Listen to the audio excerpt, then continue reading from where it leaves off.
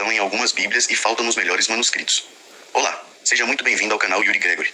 Antes de começarmos esse estudo profundo e transformador, eu te peço um favor. Compartilhe esse vídeo com quem você acha que precisa ouvi-lo. Deixe seu comentário logo abaixo com suas dúvidas, reflexões ou experiências. E não se esqueça de inscrever-se no canal para não perder nenhum conteúdo que busca a verdade bíblica com clareza e respeito. Vamos juntos. Introdução. O que significa a frase? Quando você abre uma Bíblia moderna e encontra uma nota de rodapé ou um trecho entre colchetes dizendo: "Este trecho não se encontra nos melhores manuscritos", isso não é uma observação qualquer, é uma conclusão baseada em evidências coletadas ao longo de mais de 2 séculos de pesquisa internacional. Essa frase está dizendo algo muito preciso e importante. As palavras desse versículo não aparecem nas cópias mais antigas, independentes e confiáveis que possuímos hoje.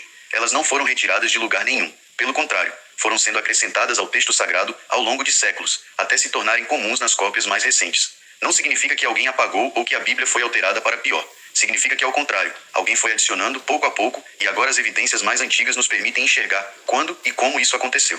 Esse estudo vai explicar exatamente o que são esses manuscritos, por que são considerados melhores, de que forma os trechos foram incluídos, em que época isso ocorreu, quais são as passagens mais afetadas e, o mais importante, o impacto real disso na nossa fé. Parte 1. O que são os melhores manuscritos e por que são assim considerados? Os estudiosos não contam manuscritos, eles os pesam. Ou seja, a quantidade de cópias não é o que define qual é a mais fiel. O que pesa é a qualidade, a antiguidade e a origem de cada uma.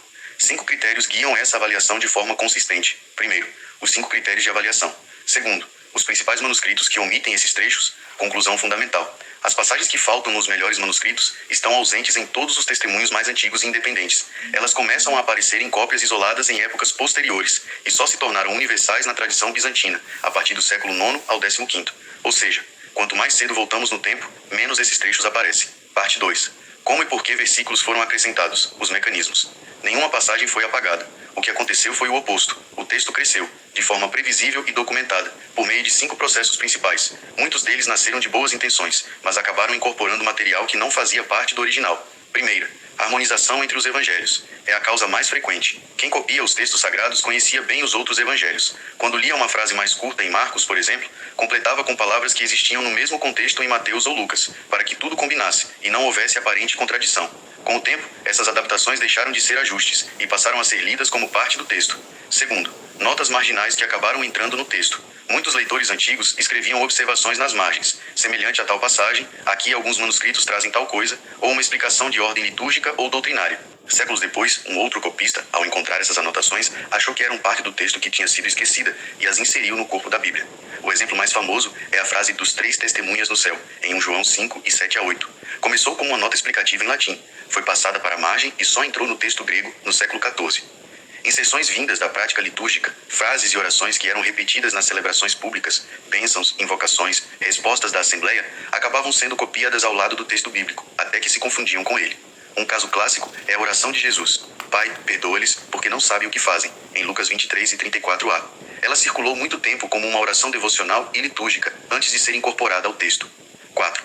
Complementos intencionais para preencher lacunas. Alguns copistas achavam que o texto parecia incompleto e tomaram a liberdade de completá-lo. Fechavam uma carta com uma fórmula de despedida, preenchiam um final que parecia abrupto ou adicionavam uma explicação que lhes parecia necessária. O exemplo mais conhecido é o final de Marcos. O texto original terminava de forma abrupta no versículo 8, e um autor posterior escreveu um fechamento mais completo que acabou sendo incorporado à maioria das cópias. 5. Erros visuais que se consolidaram. Às vezes, o olho de quem copia saltava de uma frase para outra que tivesse a mesma palavra inicial ou final. Em alguns casos, isso gerava omissões. Em outros, criava confusões que, nas gerações seguintes, foram preenchidas com material novo para consertar o que parecia errado.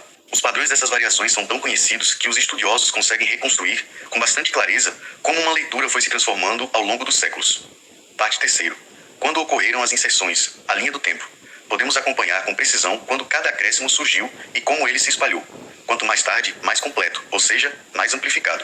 A tendência ao longo de 15 séculos foi sempre de expansão, nunca de redução. Parte 4. Principais passagens evidenciadas. Aqui estão os trechos mais conhecidos que não aparecem nos manuscritos mais antigos, com detalhes sobre quando surgiram e como entraram no texto. Parte 1. As 2 posições acadêmicas confrontadas. Esse tema gera debate, e é saudável que seja assim. Existem 2 posições principais, e é importante entender o que cada uma defende e em que elas concordam. Posição crítica, base das Bíblias modernas. Os manuscritos mais antigos são mais confiáveis, pois estão mais próximos da fonte e acumularam menos alterações ao longo do tempo. A ausência unânime desses trechos em testemunhos independentes de diferentes regiões é a prova mais forte de que não faziam parte do texto original, foram adicionados depois. Quantidade não é fidelidade. Milhares de manuscritos bizantinos repetem praticamente a mesma versão ampliada, mas não são 1000 testemunhos independentes. São uma única fonte padronizada no século IX, copiada 1000 vezes. Uma fonte repetida muito não vira 1000 fontes. Posição tradicional. Textos receptos. Defende que a continuidade e a aceitação massiva ao longo dos séculos representam a preservação divina do texto. Para essa visão, os manuscritos antigos poderiam representar uma linhagem isolada, talvez até corrompida localmente no Egito, e não o padrão de toda a igreja. Argumenta que ser antigo não significa automaticamente ser melhor, e que alguns trechos omitidos nos manuscritos alexandrinos poderiam ter circulado em outras tradições desde cedo, só tendo sido registrados em cópias posteriores. Síntese equilibrada. O debate não é entre confiar na Bíblia e ele tirar palavras. É entre duas linhagens de transmissão.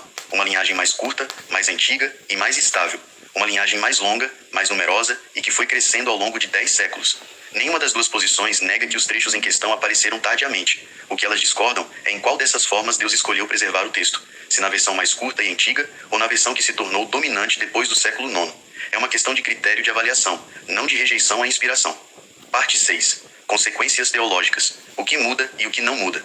Aqui está a notícia que pode trazer tranquilidade. Nenhuma doutrina essencial da fé cristã depende desses trechos. A Trindade não precisa de um João 5 e 7. É atestada em dezenas de passagens claras e incontestáveis do Novo Testamento.